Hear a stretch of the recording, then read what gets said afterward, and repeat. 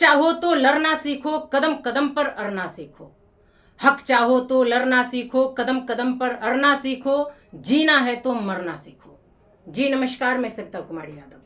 अब भारतवर्ष की तमाम आंगनवाड़ी सेविका सहायिका बहनों का आपका अपना यूट्यूब चैनल सविता कुमारी यादव में हार्दिक स्वागत करती हूँ, नंदन करती हूँ, अभिनंदन करती हूँ। साथियों, आज इधर उधर की बातें किए बिना सीधे मुद्दे पे आती हूँ। उससे पहले आप तमाम साथियों से चंद सवाल, वो ये कि क्या आप अपनी लड़ाई को लड़ना चाहती हैं? क्या आप अपनी लड़ाई को जीत में तब्दील करना चाहती हैं? अगर हाँ, तो जो आग कल तक आपके सीने में सुलग रही थी, धधक रही थी, और आज के तिथि में वो शांत पड़ चुकी है, ठंड पड़ चुकी है, उस आग को अपने सीने में फिर से सुलगाइए, फिर से धधकाइए। नहीं तो जब तक आपके सीने में वो जलती हुई आग शांत पड़ी रहेगी, तब तक आप संघर्ष नहीं कर पाओगे, आप अपनी लड़ाई को जीत नहीं पाओगे। इसलिए आपको अपने अंदर जोश जगानी पड़ेगी, उस आग को जलानी पड़ेगी, सुलगानी पड़ेगी, धधकानी पड़ेगी।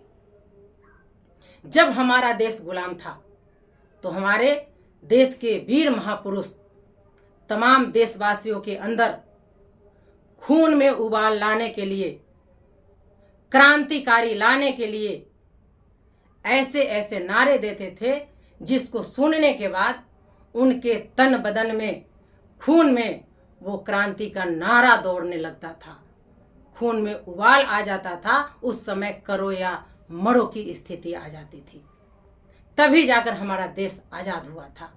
आज वही खून आपके अंदर है और उसमें उबाल लानी है।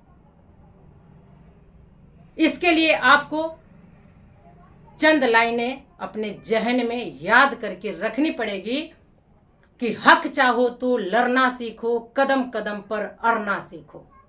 हक चाहो तो लड़ना सीखो, कदम कदम पर अड़ना सीखो। जीना है तो मरना सीखो। हमेशा अपने अंदर ये इनकलाब की बोलियां याद रखिएगा। जब भी आप कमजोर पड़े तो एक बार इस नारे का स्मरण कर लीजिए, आपके अंदर जोश आ जाएगी।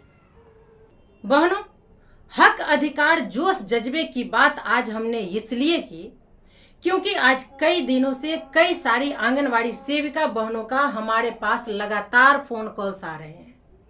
वो अंदर से डरी हुई है, सहमी हुई है। उनका कहना है कि अब हम लोग क्या करें, चयन रद्द की धमकियां मिल रही हैं।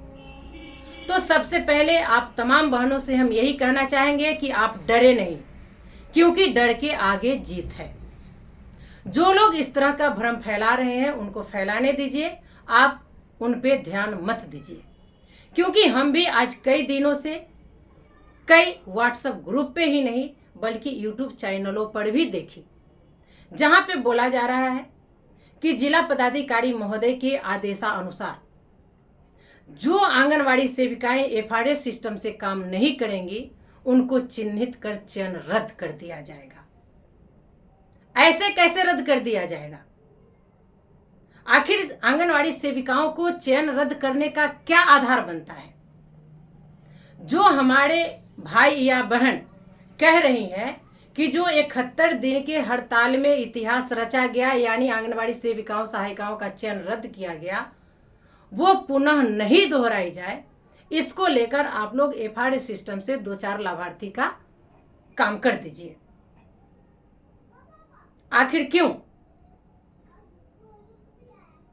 71 दिन के हड़ताल में आंगनवाड़ी सेविकाएं पूर्ण रूपेण आंगनवाड़ी केंद्र को बंद कर रखी थी, पोषाहार को बाधित कर रखी थी। तो सरकार के पास आधार था, वो बार बार अखबार के माध्यम से आप लोगों को सूचित कर रहे थे कि खाद्य सुरक्षा अधिनियम के तहत सुप्रीम कोर्ट के आदेशों का आप लोग अवहेलना कर रही है। क्योंकि सुप्रीम कोर्ट का आदेश था कि साल में 300 दिन आंगनवाड़ी केंद्र पर बच्चों को आपको पोषाहार खिलानी है, आप उसको बाधित कर रही हैं। आप अपने कार्य दिवस पे वापस आइए, नहीं तो आपको चयन रद्द कर दिया जाएगा। यहाँ पर क्या हम बाधित कर रहे हैं? हमारी आंगनवाड़ी सेविकाएं जो 6 सेवाएं हैं, सेवाएं दे रही है, आंगनवाड़ी केंद्र खुल रहे हैं, जो भी कार्य है वो कर रही है, पोषाहार वितरण कर रही है, आखिर किस आधार पर हमारी आंगनवाड़ी सेविकाओं को चयन रद्द किया जाएगा? इसलिए कि आप एफआरए सिस्टम से काम नहीं की। मैं उन तमाम साथियों से पूछना चाहूंगी, क्या संगठन बार बार सरकार को लिख रही है कि एफआरए सिस्टम में बदलाव किया जाए, जिस तरह से जन वितरण प्रणाली के यहाँ विकल्प दिया गया है वही विकल्प आंगनवाड़ी केंद्रों पर भी दिया जाए। पोषण ट्रैकर पर काम करने का मतलब है ऑनलाइन काम करना। तो चूंकि ऑनलाइन काम करना है तो हमें मोबाइल चाहिए। आप हमें नया 5G मोबाइल उपलब्ध कराइए। पूर्व में आप 2000 रुपया प्रति वर्ष मोबाइल रिचार्ज का राशि देते हैं, जो कि अब के समय में नहीं है, सबसे कम है। जो धनादन जियो चलता है उसका भी 3599 है। तो संघ डिमांड कर रही है, सरकार अनदेखी कर रही है, जबरन काम का प्रेशर बना रही है, उससे भी नहीं हुआ तो चयन रद्द की धमकी दे रही है। और हमारे ही साथी उनका प्रचार प्रसार कर रही है। जिस तरह का मैसेज आप लोग फ्लैश कर रही हैं, हमारी सेविकाएं डर रही है और वो काम कर रही है, तो फिर सरकार से लड़ने का कोई मतलब ही नहीं है।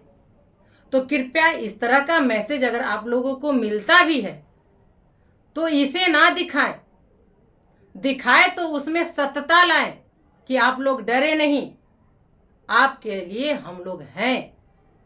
यहाँ आधार नहीं बनता है कि आपको सरकार चयन रद्द कर दे, बस वो डरा धमका कर काम लेना चाहती है। अगर चयन रद्द करेगा तो सबसे पहले लीडरों को करेगा। तो हम लोग तो रद्द होने के लिए तैयार है, आप लोग क्यों डर रही है? अगर हम लोगों को रद्द कर देगा तो आप लोग ज्वाइन कर लीजिएगा। लेकिन इससे पहले अगर आप लोग काम करती है तो सब किए धराए पे पानी पड़ जाएगा। हम एक कहावत कहेंगे और आप सुनिएगा, भागिएगा मत। लकड़ी ने लोहे से कहा, आप हमें जब काटते हो तो हमें बड़ी दर्द होती है। आखिर आप किस जन्म का बदला ले रहे हैं? तो लोहे ने कहा, हमारी क्या औकात जो हम आपको काटे। हमें तो खुद हमारे जात वाले पीट पीट कर धारदार बनाते हैं, लेकिन आपके जात वाले हमारे अंदर घुसे हुए होते हैं, तभी हम आपको जाकर काटते हैं। आप लोग कुल्हाड़ी को देखे होंगे, जब तक कुल्हाड़ी में वो लकड़ी का डंडा नहीं जाएगा वो पेड़ को नहीं काट पाएगा। तो हमें तो अपनों ने ही लूटा, हमें तो अपनों ने ही कमजोर किया। हम सरकार का प्रचारक बन चुके हैं, अपने सहभागियों का नहीं। जिस दिन हम लोग सेविका जात के लिए लड़ेंगे, उस दिन पदाधिकारी हो या सरकार हो कोसों दूर भागेंगे। लेकिन हम तो कभी संगठन में बट रहे हैं, कभी एक यूट्यूबर दूसरे यूट्यूबर को नीचा दिखाते हैं, सही हो तो भी उसको गलत साबित करते हैं, गलत को बढ़ावा देते हैं। तो हम तो यहीं पे हार जाते हैं। सरकार से, पदाधिकारी से क्या लड़े? तो हमारी बहनें डरे नहीं, धमकाए कोई लाख धमकाए, आप डरे नहीं, आप सहमे नहीं। हमें निरंतर आगे बढ़ते रहना है, अपनी लड़ाई को जारी रखनी है। तो चलिए आज के वीडियो में फिलहाल इतना ही, फिर मिलते हैं अगले वीडियो में कुछ और नई जानकारियों के साथ। तब तक के लिए आप हमें विदा दीजिए। नमस्कार।